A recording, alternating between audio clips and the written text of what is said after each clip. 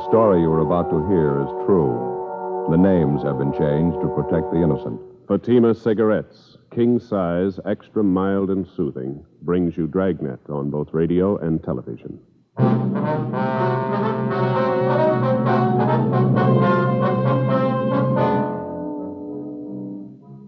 You're a detective sergeant. You're assigned a robbery detail. 2 armed bandits hold up a restaurant in your city. The owner is slugged, beaten viciously. One of the bandits is shot. The other makes good his escape. Your job? Get him. Friends, the name Fatima has always stood for quality. Fatimas are distinctive, with a truly different flavor and aroma. And in king-size Fatima, you get an extra mild and soothing smoke, plus the added protection of Fatima quality. Remember, in Fatima, the difference is quality. Because of its quality, its extra mildness, its better flavor and aroma, Fatima continues to grow in favor among king-size cigarette smokers everywhere. Switch to Fatima yourself today. Ask your dealer for Fatima in the bright, sunny yellow pack. King-size Fatima. The difference is quality.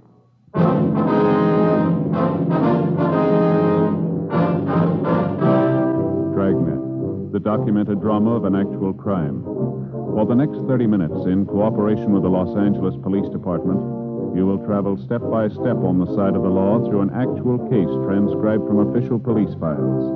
From beginning to end, from crime to punishment, Dragnet is the story of your police force in action.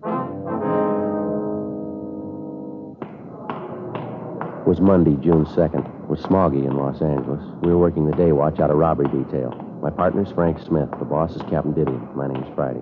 It was 7:53 a.m. when I got to room 27A. Robbery detail. Oh, good morning, Joe. Morning, Frank. What's doing? Not too much. How was the weekend? Oh, it was great. I hated to come back. It's sure nice up there. Where'd you go? Same place? Yeah, Lake Mary. You remember Don Camp House up there, don't you? Yeah, sure. He said to say hello. Fishing's real great up there. You ought to try and make it next month or so if you can. Fat chance. Well, what's the matter? The in-laws are loose again. They're coming down for a visit. Never stay less than a month. That'll take care of my vacation. That's too bad. Why don't you say something to the wife? What's the use? Why start an argument? I don't know what you mean. Well, what do we got here? Anything hot? Yeah, this one here. Hold up and slugging. Cafe down on South Hill. Radio car boys jumped him. Shot one of them. The other one got away. We identified yet? Yeah, the one who was shot, Benny Ashford. Record long as your arm. Graduate from Folsom. Some of them never learn. How about the number 2 man? Don't know. They tried to talk to this Ashford last night. He wouldn't tell them anything. I called the hospital just before you came in. They operated on the guy 6 o'clock this morning. You're going to call as soon as he's able to talk. It's going to be a couple days at least. Mm-hmm. How much they get? Here's a crime report. Thank you. You talked to the victims yet? No, not yet. It's a fair night's work, isn't it? $805 in cash, man's diamond signet ring, estimated value of $1,500. 17 stitches in the victim's scalp, slug with a revolver, huh? Must have meant business. Lousy thing. They didn't have to slug him. He couldn't put up much of a fight anyway, 68 years old. No other witnesses, huh? No. Just the owner, his wife, the bartender? That's all they have listed, yeah. Did you phone the victims yet? No, I was just going to when you came in. 2 phone numbers for them. They're both listed there. Yeah, I see. Why don't you finish up with the day book here, and I'll give him a call, all right? Okay, fine.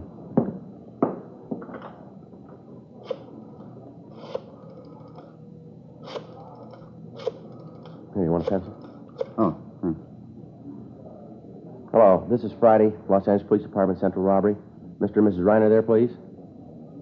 Neither one of them, huh? Well, how about the bartender? Is he there? 6 o'clock, I see. No, that's all right. I got their home phone. Yeah, thank you very much. Nobody there. Try the other number? Yeah. Hello, is this a Reiner residence? Yeah, well, this is Friday, LAPD, Central Robbery, Los Angeles Police Department. Yes, ma'am. Yes, Ms. Reiner. Oh, I just called the restaurant trying to get a hold of you. How's Mr. Reiner this morning? I see. Mm-hmm. I wonder if it'd be possible if my partner and I could drop out and see you this morning. No, your case has been assigned to us. Yes, ma'am. Well, how about 10 o'clock? That'd be convenient for you? All right, fine. Yes, right away. Thank you very much. Bye. Oh, I got it set up, Mr. and Ms. Reiner. Yeah. 10 o'clock this morning out at their home. How's the old man feeling? My wife says pretty rough. He lost quite a bit of blood. Big shock for an old man. That's too bad. She says he's still pretty hazy, but we can talk to him. One thing he remembers pretty well, though. Yeah? The face of the man who slugged him. 8:20 a.m. We finished making up the day book, and then we went over to the main jail to interview 2 other robbery suspects who'd been booked in over the weekend. We completed our 5:10 reports on them, and then we got in the car and drove out to the Westchester district to talk to the victims of the cafe holdup the night before, Mr. and Mrs. William Reiner. 9:55 a.m. We arrived at the Reiner home, and a small, gray-haired woman answered the door and asked us in. She identified herself as Mrs. Reiner. Come right into the living room, officers, and make yourselves to home. All right, ma'am. Thank you. You go ahead, I hope you'll excuse the way the house looks. Everything's all upset. I haven't had a chance to do any picking up. It's perfectly all right, ma'am. We understand. I was up with my husband half the night. He had hurt him something terrible. It was almost 6 in the morning before he got to sleep. I hope this is enough to make up his mind for him. How do you mean, Mrs. Reiner? About selling the place. I've been after him for months to get rid of it. Business like that's for younger people. We're getting too old to keep it up. Besides, the doctor's been telling William he needs more rest, less worry. I see. Well, how's your husband feeling now, ma'am? Oh, not so well. He lost so much blood and his head's so sore. He's taking a nap right now. I expect he'll be awake in a few minutes. That's all right with you, isn't it, officer? Yes, ma'am. Perfectly all right. We'd like to go over the thing with you anyway. Might possibly be something that you forgot to mention to the officers last night. Well, I told them everything. I'm sure I did. Maybe some of the details, Mrs. Reiner. Maybe some little thing that didn't seem important to you could mean a good deal to us. Well, I don't know. I thought I told them everything. Where do you want me to start? Well, when did you first notice the 2 hold-up men, Miss Reiner? When they come out of the back room. I guess they'd been hiding there. You noticed them earlier in the evening? I mean, were they customers in your place? Well, I'm not sure, but I think so. Where were they served? Was it in the restaurant or were they in the bar? Well, there again, I'm not positive, but I think it was in the bar. I think I served them 2 bottles of beer. You don't happen to remember what you did with those 2 bottles, do you, ma'am? Possible we may be able to lift some prints off of them. No, the officers asked me that last night. It wouldn't do any good. You see, I was the only one who touched the bottles. We used the regular big mugs, and I poured the beer for them. Neither one of them touched the bottles. Now, how about the man who escaped, Miss Reiner? You remember him pretty well, do you? What he looked like, I mean? Oh, yes. Yes, he's the one who did all the talking. He's the same one who hit my husband, too. What did he look like, ma'am? How old would you say he was? Oh, I don't know. I think I'd say he was in his late 30s, yes. How tall, ma'am? Well, my husband's 5'9", and I'd say the man was 2 inches taller than him. He's huskier, too. I'd guess about 175 or 80 pounds, a very strong-looking man. Do you remember what he was wearing, Miss Reiner? It was a tan sports coat, I think, and green slacks, light green, and a dark brown hat. Did you notice anything unusual about him? I beg your pardon? Anything outstanding about him? Anything that was different? Say a scar, a mole, tattoos, anything like that? No, not that I could notice. What was the first thing this man said to you and your husband, ma'am? Well, he said it to all 3 of us, me and my husband and the bartender. That's George O'Leary. He's been with us for years. He's a good bartender. He'd only stay sober. Yes, ma'am. What was the first thing the hold-up man said? Well, he's the same one that hit my husband, you know. He said in a real loud voice, he said, "This is a stick-up. Get your hands up high and keep them there." Well, what happened then, ma'am? We put our hands up for George. That's the bartender, you know. Scared him so bad he dropped a full bottle of bourbon. Bonded, too. Broke all over the floor. George isn't well. That's why he drinks. Well, what did the hold-up men do after they had you raise your hands? Well, that one that hit my husband, he told the other man to go behind the bar and get the money. It was all spread out on the bar. William and I was just checking the register when it happened. Let's see. Would you go on, please? Well, after they got the register money, they put it in our bank bags, and then they went through my purse and through my husband's wallet and through George's wallet, too. They took George's last $1.50. Got $805 in all. Cash, I guess you knew that. Yes, ma'am. Well, what happened after that? Jenny, where are you? Oh, will you excuse me, officers, my husband? Yes, ma'am. Go right ahead. I'll just see what he wants. I think he'll be able to talk to you now. All right, ma'am. Frank, do you remember to bring that mug book? Yes, it's out in the car. That's good. We can leave it here with the Reiners. Pick it up later tonight, huh? Okay, you want me to get it now? No, let's wait and see how he is, huh? Officers, would you like to come back here? Officers? Yes, ma'am, we're coming. Jenny, would you pull up chairs for the officers? Oh, why, surely. Officers, this is my husband, Will. How do you do, Hello. sir? Here you are, Sergeant. Thank you very much. Thanks. You catch the other man yet, the one who hit me? No, sir, not yet. That's why we're out here. We know that you don't feel too well, Mr. Reiner. We'll try to keep it short. No, I sure don't. I guess Jen told you. My head's killing me. Poor girl. I kept her up most of the night, I guess. Sure, fine nurse, Jen. She didn't get any rest at all. Yes, sir. Well, she was just telling us about the holdup last night, sir, how it happened. I was telling them how they got the money, Will. I didn't explain about your ring, though. Do you want to tell them? It was the worst part of the whole thing. I'd rather have lost anything but that ring. How's that, sir? Some kind of a keepsake? It belonged to my dad. Diamond signet. Stone wasn't perfect, but money sure can't replace it. Yes, sir. I remember when Dad gave it to me. It was just a couple of days before he died. It was his ring. Been the family way back. Which one of the holdup men took the ring, Mr. Ryan? The same one hit me. One got away. After they took all our money, he came over to me and said, "Give me the ring. Hand it over." I told him I couldn't get it off my finger. What did you do then, sir? Slapped my face. Said if I couldn't get the ring off, he could. Said if he had to, he'd cut it off. I pleaded with him. I told him what it meant to me, but it didn't do any good. I see. When I didn't give him the ring right away, he brought that gun down right on top of my head. Hit me as hard as he could. I don't remember too well after that. You think you'd recognize the man if you ever saw him again, Mr. Reiner? I'll never forget him. I sure hope to find the ring, officer. Jen and I have been through some tough times together. I guess at one time or other we've either sold or pawned everything we owned. But we never let go of that ring. Never did. Not until last night. Isn't that right, Jen? Yes, that's right, Will. Well, we'll do all we can to get it back for you, Mr. Reiner. Now, about this man who got away, can you remember anything outstanding about him at all? Anything unusual? No, I don't think so. He had mean-looking eyes. I remember that much. Yes, sir. Kind of the smart-aleck type, I guess. Kept twirling his gun around his hand, on his finger, you know. Mm-hmm. I was scared to death it was going to go off. So was George.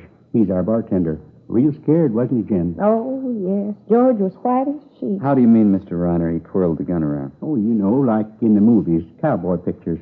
Typical smart-aleck. He sure did run when the cops came, though. Only wish he was the one who got shot. Well, you're sure you'll be able to identify this man if you see him again? I told you I'll never forget him. Say, there's something about this I don't think I understand. Yeah? Why you ask me all these questions about it? How about the fellow who was with that crook? Fellow they shot. Why don't you talk to him? He ought to be able to tell you who his partner is. Well, he had an emergency operation, sir, 6 o'clock this morning. His condition's still critical. Oh, I see. Just a matter of time then, huh? I mean, when he recovers, you'll be able to talk to him. You'll find out what you want to. Well, there's only one hit, sir. Whether he recovers or he doesn't recover. Yes? Either way, we can't depend on him. 11:38 a.m. After we finished interviewing the holdup victims, Frank got the mug book out of the car containing pictures of recent robbery releases from the state prisons, and we left it with Mr. and Mrs. Reiner. We instructed them that if they succeeded in identifying any one of the pictures, to take down his name and prison number and call our office immediately. We told them we'd be back later that afternoon. 11:50 a.m. We left the Reiner home and drove down to the scene of the robbery, the restaurant on South Hill. When we got there, Officer Walmsley from Latent Fingerprints was just leaving. He told us that he'd been unable to raise any legible prints at the back window where the number 2 suspect had escaped. Frank and I checked over the scene, then we headed back for the office. There were half a dozen messages for us in the book. One of them was to call State Parole Officer Fred Galloway at his office on South Broadway. Frank put in the call, and Galloway said he'd be right down. He thought he had something for us. 1:05 p.m. Galloway met us in the squad room and briefed us on some of the information that he'd received earlier that morning from one of his parolees. It concerned the wife of a former holdup man who now was wanted by Galloway for violation of parole. He told us the wife had rented a car from a U-Drive lot in Santa Monica and that supposedly the ex-con and his wife were planning to leave the city. What's the tie, Fred? How's it figuring in for us? I was talking to Chandler this morning. He happened to mention the holdup you're working. This fellow answered the description of the one who got away. What was that name again, the ex-con? Ernest Morgan. Your L.A. number 178435. Folsom number is 12968. Reason I got pepped on is the thief could have hurt his leg jumping out of the back window of the bar. You figure he could have? Yeah, easily. It's a good 35-foot drop. Why, Fred? Well, my informant says this Ernie Morgan has a bum foot. Hurt it so bad he can hardly walk on it. Says he saw Morgan day before yesterday. His leg was all right then. Sounds like a good one to get off the street, huh? What do you say we check his package? Good idea. Your informant say who this Morgan's been running with, Fred? He said he didn't know. He thinks he plays it alone, more or less. Go ahead, Fred. You contact the U-Drive lot, Fred, and get the dope on the car? Yeah. Didn't want to put the teletype on until I was sure. One of the fellows from our office had to make a call out that way. They're taking a mugshot of Morgan's wife out there to see if the U-Drive clerk can give him an ident on her. She got a record? Well, she's never done any time. She did a couple of pinches with him. Never could make her on anything, though. I'll pull the package. All right, fine, Fred. How about your victims, Joe? They any good? Yeah, they claim they can identify the man. I don't think we'll have any trouble there. How about this informant of yours? Does he know where we can locate the Morgans? No, not now. According to him, Morgan and his wife left town about 9 this morning. He thinks he might get a line of where they're headed, though. Well, how come your informant knows so much about Morgan? He run with him? No, he sold with him up at the joint. Fred, Joe, you want to have a look? Yeah. Here's the package, his mugshot. Is this your Ernie Morgan, Fred? Yeah, that's him. Good picture? Yeah, looks just like him. The description, Joe. Got everything right down the line. Yeah. Check this right here. habits and characteristics. Yeah, looks like it, doesn't it? What's that? He likes to twirl a gun in his hand. 1:52 p.m. We placed Ernest Morgan's picture in an envelope along with 24 other mug shots, and then we put in a call to Mr. and Mrs. Reiner, told them we were coming out to see them. They told us that so far neither one of them had been able to identify any of the pictures in the mug book that we'd left with them. Fred Galloway went back to his office, and we told him we'd notify him the minute we got a positive identification. 2:25 p.m. We drove back to the Reiner home. The old man was still in bed. Been all the way through this book of yours, officer. Couldn't find one who looked like the man, could we, Jen? No, his picture's not in there, Sergeant. We're sure of that. I see. Well, we've got some more of them here, folks. I'd like to have you look through them if you don't mind. See if you can identify one of them. Yes, all right. Jen, would you fix this pillow back here for me, please? Oh, yes, of course, dear. There. There you are. Thank you. You see any picture in the book that resembled the man at all, sir? No, I didn't. None of them. Wasn't one who looked like him. Well, here you are. See if any of these pictures look familiar to you. Thank you, sir. Jen, you want to sit here by me? We can see him together. Yeah, all right, Will. Let's see now. Oh, my, look at this one, Will. Doesn't he look like a mean one? Hey, look at this one, Jen. Look at him. Think he's a college graduate, wouldn't you? Oh, my, yeah. Officer, this young man here, what did he do? Let me see that, ma'am. Oh, yeah, it's Marty Lee, hold up and murder, Miss Reiner. Shot and killed an elderly lady. She ran a candy store. Oh, my, can you feature that? Such a clean-looking boy. Never believe, would you, Will? Takes all kinds, I guess. Let's see now. No. Let me see, Will. Oh, no, that's not him. No, we've been through these already. Have you some more, officer? No, that's all, Mr. Reiner. You sure the hold-up man's picture isn't in there? No, sir. I looked at them all pretty carefully. I didn't see him. Did you, Jen? No, I didn't see him. Was his picture supposed to be in here? Well, we thought so, ma'am. Let's see. Here, how about this one? Does he look familiar to you? Jen? No, I don't know. Maybe not. We serve so many people every night. Are you folks sure you'll recognize the hold-up man when you see him? Oh, yes. Of course, yes. Well, just one more question here, Mr. Reiner. Yes? Now, are you absolutely sure this is not the man who held you up and slugged you last night? Yes, I'm sure. That's not the man.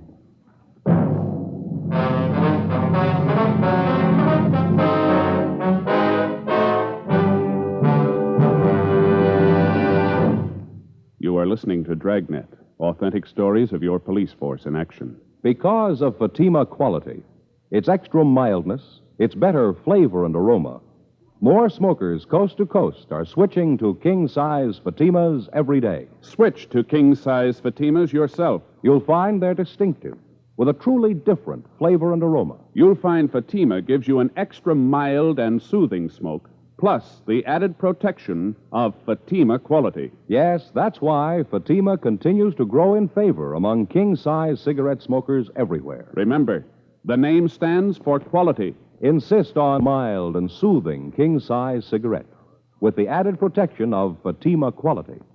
Ask your dealer for the bright, sunny yellow pack. Buy king-size Fatima.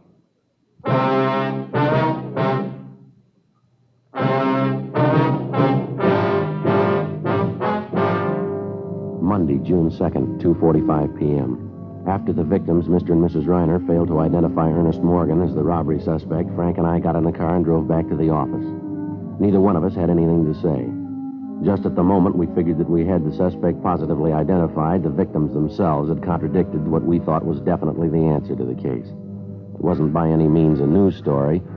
One of the first lessons a working detective learns is to keep an open mind, regardless of how incriminating the circumstances first appear to be. The big fallacy of a detective being too sure too soon is based, for the most part, on the failure to recognize that police work means human beings dealing with human beings. So instead of going by the usual odds, the human margin for error is doubled. Frank and I didn't have too clear an idea of how or why it came about, but suddenly we found ourselves farther away from the solution of the case than before we started. 3:10 p.m.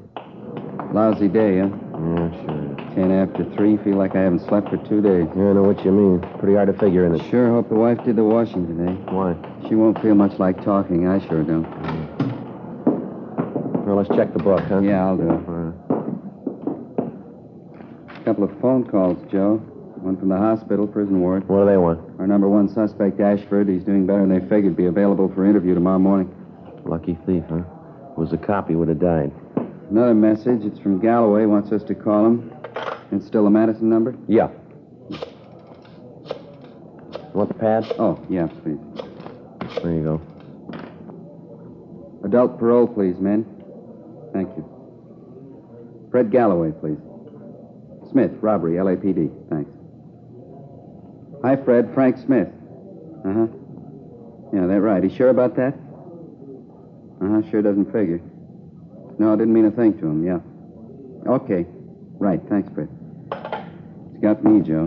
Why, what's the matter? Galloway got the report back from that U-Drive lot, place where Morgan's wife rented that car. Mm-hmm. They identified her as the woman who rented that car. She offered him a deal. She didn't want to leave a cash deposit for the car. Well, what'd she offer? Man's ring, diamond signet. After we got the word from State Parole Officer Fred Galloway, we got out a broadcast and an APB, in addition to those we already had out. We requested that the rented car and the occupants be held for questioning in connection with the robbery of Reiner's Cafe the night before. If a man's diamond signet ring was found in possession of the occupants or in the car, it was to be booked as evidence. The following morning, Frank and I interviewed our number one suspect, Benny Ashford, in Ward 13,400 at General Hospital Prison Ward. Because he had the idea his partner had run out on him and taken the money with him, that he'd let him down, Ashford was in a fairly cooperative mood. After talking with him for a little more than 20 minutes, he named Ernest Morgan and identified his mugshot as his companion in the robbery of Reiner's Cafe. He also told us the holdup was Morgan's idea and that Morgan had told him the job would be a pushover. We asked him where he thought we might locate Morgan, and he told us our best bet was Las Vegas, Nevada. Supposedly, Morgan had a good friend in Las Vegas, an ex-con by the name of Harry Breen. Frank and I went back to the office where we met with Inspector Farnan and Captain Didion. At 1:30 that afternoon, according to instructions, Frank and I signed out a trip car and headed out U.S. Highway 91 for Las Vegas. We checked in at the Las Vegas Police Department a few minutes before 8:30 that night. The alleged friend of the suspect, Morgan, Harry Breen, had already been taken into custody by Las Vegas officers on the request of Captain Didion. We began questioning Breen, and he readily admitted that he was acquainted with Morgan. All right, how long ago did you see Morgan? I don't know, this afternoon sometime. About hours in an afternoon. When did you see him? What are you so excited about? What did he do, commit a murder? Now, look, Breen, how much time do you owe the state? What's that got to do We with it? didn't drive all the way up here just to pass the time of day with you. You know he's hot. If you want to cover for him, you can serve his time. Look, I don't get it. I'm not his keeper. If you want him, find I him. bet we're going to find him if we have to walk all over you to do it. When the two of you are up doing time, you can figure it out for yourselves. The trouble with you cops, once a guy does time, you can't leave him alone. I've been leveling since I got out. I've been carrying a lunch pail every day. All right, now look, Breen, who do you think you're giving a snow job? We've been kidded by experts. You're not giving us anything new. We didn't send Morgan up to see you. If you're so lily-white, how come Morgan got in touch with you? All right, I'll tell you. You're as bad right now as the day they locked the gate on you. You're never sorry for what you've done. You just moan because they caught you. Save that act for the jury, Breen. We're not going to buy it. Now, what about it? Where is he? Wait a minute, huh? What are you so sore at me for? I didn't rob anybody. Who said you did? You must have been talking to Morgan. All right, I have. I told you I talked to him. He came around this afternoon. Now, get off my back. What do you want? He's hot. He wanted to cool off. Where's he now? I don't know. Well, look, how should I know? He came around with his wife, asked for a favor. I couldn't do it. I just got married. My wife's a square. I told her about it. She wouldn't go for it. The guy's a big crybaby anyway, trying to tell me how we ought to stick together. He's never done a favor for me. You see the car he was driving, Breen? Yeah, convertible coupe, Packard. California plate. How'd you notice? You got the license number? No, he asked me where he could get some cold plates. I figured it was hot. You get him any plates? Look, I wouldn't know where to get them. I already told you. I've been leveling ever since I got out. There's no use kidding. I couldn't do any more time. I'm too old. One more trip and I'm through. I'm really through. I got a good wife. She works every day. I don't want to lose that. All right, Breen. You take your choice. What do you mean? Who do you like the best, Morgan or your wife? What about it? All right, you got it. The suspect's friend, Harry Breen, went on to admit that during the conversations he'd had with Ernest Morgan that afternoon, Morgan had told him that he and his wife were going to San Francisco. There, supposedly, they would contact a man by the name of Baker Harrison, who operated a restaurant out by Hunter's Point. He said the Morgans had told him that they planned on driving at night only to lessen the chances of the police spotting their car. We immediately got in touch with Inspector George Haig of the San Francisco Police Department and notified him of the latest developments in the case. He told us he'd read our teletypes and said that he'd placed the restaurant operated by Baker Harrison under immediate surveillance. We told him we'd leave early the next morning for San Francisco after we'd gotten a few hours' sleep. Before we turned in, we got off a teletype to Captain Didion, bringing him up to date on what had happened and what our plans were. The next morning at 6:30, Frank and I left Las Vegas for San Francisco. A few minutes after 7 o'clock that night, we checked in at the San Francisco Hall of Justice at Washington and Kearny Streets. Inspector Haig was waiting for us. He informed us Harrison's restaurant out at Hunter's Point was still being covered, but so far, Morgan and his wife had failed to put in an appearance. Along with Inspector Haig, Frank and I drove out to the restaurant and joined the detail that had the place under surveillance.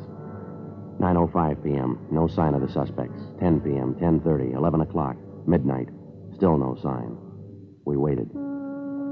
How about this fog? I sure wish I brought my top coat. I'm freezing. Yeah, if they don't show pretty soon, we're going to have to pull in closer. I can hardly see the door to the restaurant over there. Smell that hot coffee. Sure could use a cup right now.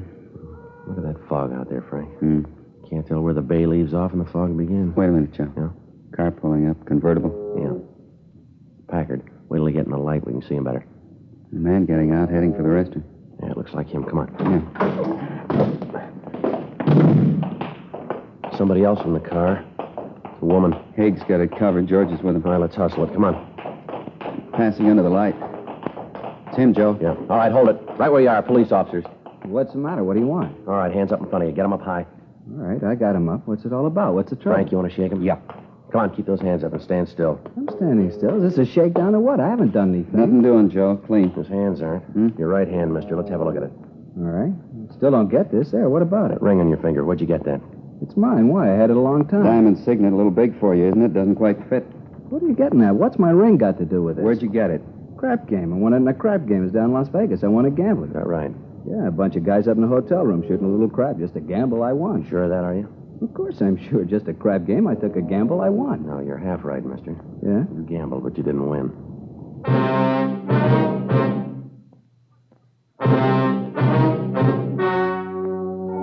The story you have just heard was true. The names were changed to protect the innocent. On August 8th, trial was held in Superior Court, Department 89, City and County of Los Angeles, State of California. In a moment, the results of that trial. And now here is our star, Jack Webb. Thank you, George Fenneman. Friends, because you know what you're looking for in a king-size cigarette, all we ask you to do is compare Fatimas and then make up your own mind. You'll find Fatimas are distinctive, with a truly different flavor and aroma. You get an extra mild and soothing smoke, plus the added protection of Fatima quality. Smoke king-size Fatima. I'm convinced you'll agree that the difference is quality.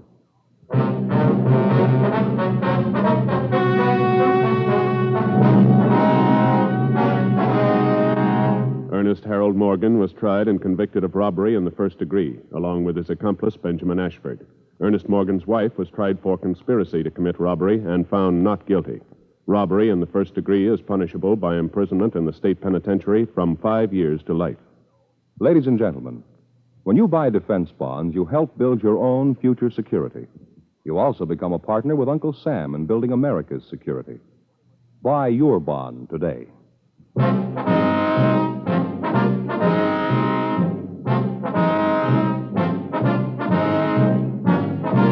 You have just heard Dragnet, a series of authentic cases from official files. Technical advice comes from the Office of Chief of Police W.H. Parker, Los Angeles Police Department. Technical advisors Captain Jack Donahoe, Sergeant Marty Wynn, Sergeant Vance Brasher. Heard tonight were Vic Perrin, Virginia Gregg, Harry Bartell, Ralph Moody. Script by Jim Moser. Music by Walter Schumann. Hal Gibney speaking.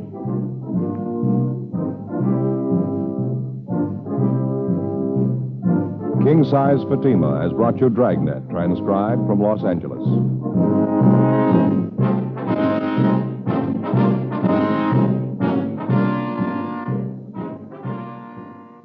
This is NBC, the national broadcasting company.